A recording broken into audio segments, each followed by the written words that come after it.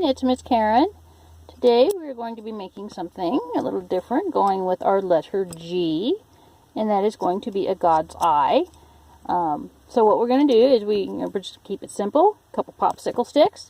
I got some scraps of yarn here, and what we need to do, and I'll explain to you how God's eyes were used once I get this going.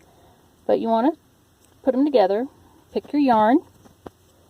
You're going to tie it around, and this is where, just get it together, tie a little simple little thing there, make a little knot, just so the string won't go anywhere.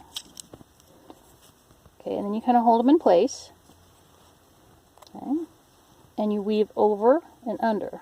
So we're going to go this way, and it kind of takes some practice to get going, and then we go under, okay, and then we go over. And right now we're just trying to hold these sticks in place. Over, and then turn, and under, and then over. And as we get it started, then we can kind of get it lined up again, and then under, over. And I'm going to lay that little piece of string down and try and start working it in. Did I already go over on this? I did. Whoops. Yeah, come on, string, cooperate. So over, and then under.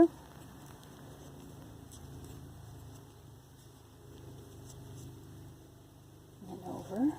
So anyway, God's eyes. There's a lot of, some folklore about them. Some actual fact about them.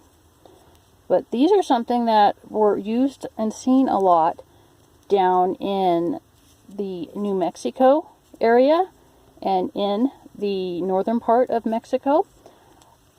The Pueblo Indians would hang them a lot to display, but the conquistadors back about 400 or 500 years ago would use these to mark the trails coming up and back around out of the different Spanish missions, and the soldiers coming back and forth up in to the different Indian areas. So you'd be, on your little horse going back and forth between in the Mexico territory and up into like the New Mexico area, maybe Southern California. You've got a lot of Spanish missions down in there, and you would see these marking the trail. Okay, so right now I lost my blue. I'm going to change colors. Let's see, we have a start of it. Okay, and these can be very ornate or very simple. As you get better at them, you can make them more complex, and I have some pictures to show when we get done. So to change colors, just tie a little knot here on your string, and just keep going. And this is just very basic. I've been making these since I was about 4 years old. Great summer project. Almost everyone's got popsicle sticks floating around, little scraps of yarn. And then comes Christmas time. I would ramp up my efforts on these, and I'd make about, 10, 12 of them, and we would hang them on our Christmas tree. And then after Christmas, or like Christmas Day even, as you're opening your gifts, and you have people coming over through the Christmas holiday, and saying hi, extending the merriment and everything, we'd pull a God's eye off the tree and give it to them as a little present. But for the Spanish and those Mexican conquistadors and the Pueblo Indians, oops, I think I went backwards. They would hang these on the trails. So you imagine, a hot afternoon. We're starting to get finally some spring weather, some hot afternoon days. You can imagine going, 50, 60 miles and then coming across, the trails that were marked. It's like, yeah, go to the old dead tree that's, by the river fork, and you'll see a marker. Well, these would be the markers. The God's eyes were the markers. And it was also like a symbol for, for encouraging safe travels. So you don't want to go too far out on the end. And I had 3 colors, but, I think I'm just going to stick to 2 on this. And make me a couple more little loops here. So over, under is your technique. Over, under. So you go over on one side, over, under on the other. Like I said, as you get better, you can